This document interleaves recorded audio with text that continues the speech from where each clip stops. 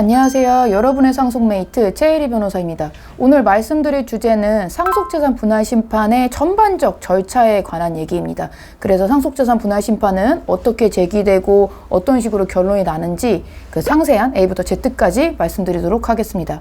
우선 상속재산 분할심판은 언제 할 수 있죠? 상속재산이 남아있을 때만 할 수 있는 소송입니다.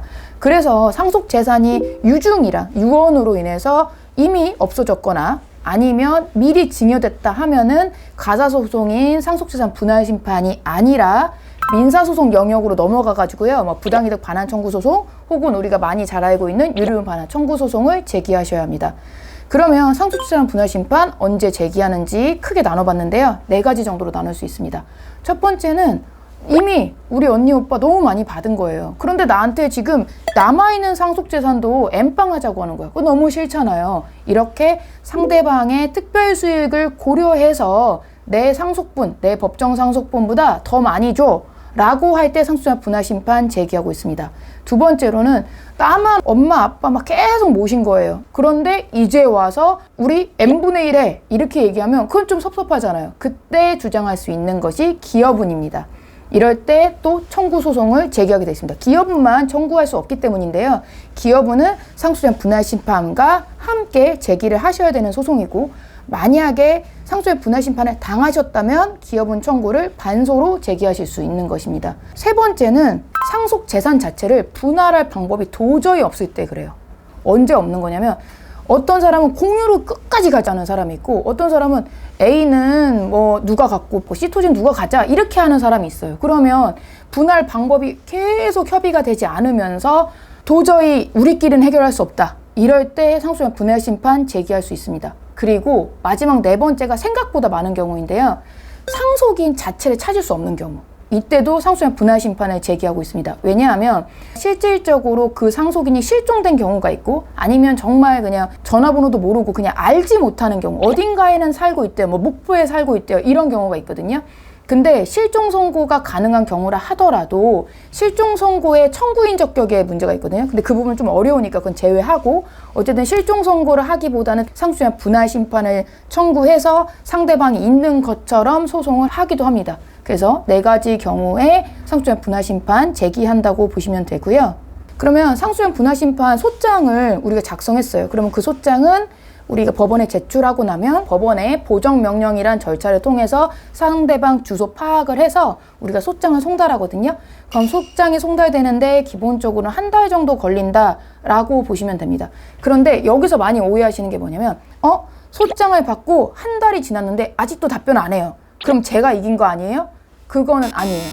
민사소송에서는 30일 이내에 답변하지 않으면 무변론, 원고, 승소 판결이라는 거를 할 수 있지만, 상속재산 분할심판에서는 그렇게 할 수가 없어요. 가사소송이기 때문에 30일 내에 답변서를 제출하지 않았다 하더라도 그걸 불이익을 주지 않고 기일을 잡아서 거기서 해결을 하는 것이지, 그래서 그 부분 조금 다르다는 점 말씀드리고요. 상대방이 대답을 하든 대답을 하지 않든 기일이 잡혔어요. 그러면 기일은 어떤 게 있을까? 2가지가 있습니다. 하나는 신문기일, 하나는 조정기일이라는 게 있습니다. 신문기일은 뭐를 얘기하냐면 원고 피고 양옆으로 앉고 앞에 판사님이 있는 이 구조에서 하는 것을 신문기일이라고 합니다. 그런데 조정기일은 뭐냐면 조정위원 앞에서 야, 우리 이제 한번 얘기해보자. 우리 그만 싸우고 법원의 중재를 받으면서 우리 함께 얘기하는 자리를 갖자 하는 것이 조정기일입니다. 그래서 조정기일에는 2가지의 조정을 할 수 있어요. 하나는 극적으로 화해하는 거예요. 언니가 집을 갖고 나한테 그럼 한 10억만 줘. 그래, 그럼 그렇게 하자. 우리 더 이상 싸우지 말자 하고 그날 사인하는 것. 그것을 임의조정이라고 합니다. 소송 다 끝났다고 보시면 돼요. 근데 이런 경우가 있어. 그래, 언니가 집을 갖고 그럼 나한테 10억 원을 줘. 그런데 언니가 이 집이 무슨 20억 원이 나니? 이거 팔아봤자 15억도 안 나오는데? 17억도 안 나오는데? 이렇게 한단 말이에요. 아무리 더 많이 줘봤자 8억밖에 못 줘. 이렇게 얘기할 때 있어요. 그럼 법원 입장에서 볼 때는 좀 중간에서 만나면 좋지 않을까? 이런 생각을 할 수 있잖아요.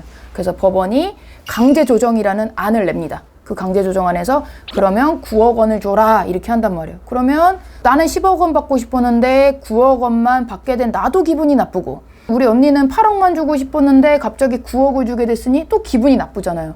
화해 안 하죠. 그러니까 법원이 얘기합니다. 2주만 생각해보고 2주 안에 이 일을 할지 말지 생각해봐 라고 해서 2주 동안 생각을 서로 했는데 아유 그냥 받아들여야겠다. 그래도 빨리 끝나니까 해서 이 일을 하지 않으면 임의 조정과 동일하게 조정으로 확정됩니다. 근데 죽어도 난 못 먹어도 나 이렇게는 못해. 이럴 수 있어요. 그럼 이 일을 제기하면 다시 아까 말씀드린 신문기일로 돌아가서 법원의 판사의 판결을 받는 겁니다. 그럼 뭐가 다른 거냐면 임의조정과 강제조정은 내가 이미 화해했잖아요. 그러니까 2심을 갈 수는 없어요. 그렇지만 내가 법원의 판결을 받았을 땐 나 이 판결 마음에 들지 않아 이럴 수 있잖아요. 그래서 2심의 가능성이 있게 되는 것입니다. 그래서 상속재산 분할 심판은 뭐 조정도 갔다 와야 되고 뭐 신문기일도 갔다 와야 되고 하는데 쭉 기일이 진행될 때 증거신청이란 거를 각자가 합니다. 뭐 토지가 무엇이 있는지, 금융재산은 무엇이 있었고 어떻게 인출됐는지 이런 걸 알아보기 위한 증거신청을 쭉 하거든요. 하다 보면 시간이 많이 걸리잖아요. 그래서 상속재산 분할 심판은 대략적으로 최소 1년은 걸린다라고 저희가 말씀드리고 있거든요. 1년 안 걸리는 경우가 있기는 해요. 상대방이 정말 없어서 그냥 딱 찾기만 해야 되는 경우, 그래서 빨리 나눠야 되는 경우는 좀 한 7, 8개월 내는 끝날 수도 있습니다. 그리고 아까 얘기한 화해하는 거, 임의조정 혹은 강제조정으로 딱 끝나는 경우도 어떤 절차를 더 많이 진행하지 않았기 때문에 빨리 끝날 수도 있습니다. 하지만 통상적으로 모든 절차를 다 진행한다고 한다면 최소 1년은 걸린다 라고 생각하시고 소송을 진행하셔야 됩니다.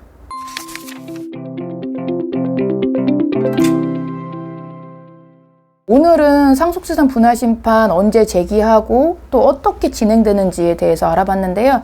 오늘의 영상 도움이 되셨길 바라겠고요. 구독과 좋아요 눌러주세요. 감사합니다.